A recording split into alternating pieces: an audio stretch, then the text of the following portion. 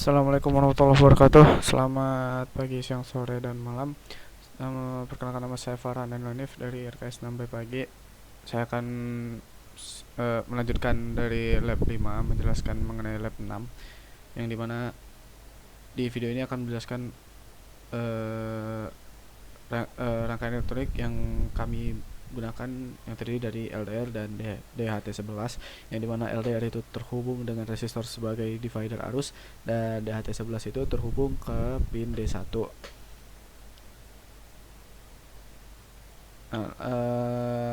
Langsung saja, maksud dari video ini itu mengimplementasikan MQTT dengan menyiapkan setup, yang dimana NetMCU dihubungkan ke access point yang sama dengan laptop. Lalu laptop berperan sebagai broker dan subscriber. NetMCU berperan sebagai publisher. Dan pada video ini juga menjelaskan cara mengecek IP di command prompt. Lalu masuk ke sintaksnya, ke bagian sintaksnya, yang dimana di sini ada beberapa include library. Ada MQTT client.h, SPI.h, baru ada ESP8266wifi.h, lalu ada dan DHT ESP.h. Nah, baru kita masuk ke konfigurasi awal, yang dimana disitu ada device name yang kita gunakan sebagai nama perangkat untuk AP Wi-Fi. Lalu ada MQTT server IP, yang dimana alamat IP broker MQTT. Lalu ada MQTT port, yang dimana itu port default dari MQTT, yaitu 1883. Lalu ada latch on untuk mengontrol apakah LED aktif atau tidak. Lalu ada logging on, mengontrol apakah logging ke serial monitor aktif. Lalu masuk ke selanjutnya, ada Wi-Fi client, itu untuk mengelola koneksi Wi-Fi. Baru MQTT client untuk objek untuk komunikasi MQTT. Lalu ada DHT sensor, objek untuk mengelola sensor. Lalu ada last light reading, yaitu menyimpan nilai cahaya sebelumnya untuk perbandingan. Lalu ada light, humidity, TMC, TMF, itu variabel yang kita gunakan untuk menyimpan nilai sensor. Lalu masuk ke fungsi dari config mode callback itu,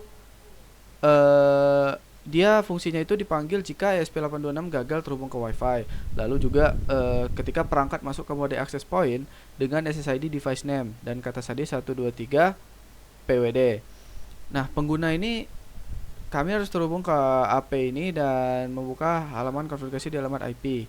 Biasanya 192.168.41. Lalu fungsi dari publish message itu mengirimkan data sensor ke broker MQTT. Nah, datanya itu berupa cahaya, suhu, kelembapan yang digabungkan ke dalam string all data dengan format light, TMC, humidity tadi. Nah, lanjut ke fungsi into char array, itu mengkonversi nilai integer, misalnya light, TMC atau humidity menjadi string. Nah, fungsi ini memiliki masalah potensial karena mengembalikan pointer ke variabel lokal yang dapat menyebabkan perilaku tak terdefinisi atau undefined behavior. Lalu fungsi setup, selanjutnya ada fungsi setup, yang dimana ada inisialisasi serial, memulai komunikasi serial pada 1600 baud untuk debugging. Baru MQTT itu menginisialisasi koneksi ke broker MQTT dengan alamat IP dan port yang ditentukan. Lalu ada sensor DHT digunakan dikonfigurasi untuk pin D1. Lalu ada LED pin D4, D5, dan D8 diatur sebagai output untuk LED. LED awal semua LED dimatikan. Waktu rush update diatur untuk melacak waktu pembaruan sensor. Lalu fungsi loop itu pada koneksi MQTT memeriksa apakah perangkat terhubung ke broker MQTT. Jika tidak, panggil connect. Lalu ada MQTT loop memproses pesan MQTT, callback, keep alive, dan lain-lain. Lalu fungsi connect itu menghubungkan perangkat ke Wi-Fi dan broker MQTT, dan juga mencetak alamat IP perangkat dan kekuatan sinyal Wi-Fi. Menggunakan ID client yaitu sensor 01 dan kredensial MQTT try untuk autentikasi ke broker. Lalu lanjut ke fungsi log sensor values, itu mencetak nilai sensor ke serial monitor jika logging on aktif. Lalu fungsi update LED setting itu membandingkan nilai cahaya saat ini yang kita variabelkan dengan light dengan nilai sebelumnya last light reading. Lalu menyalakan LED berdasarkan kondisi.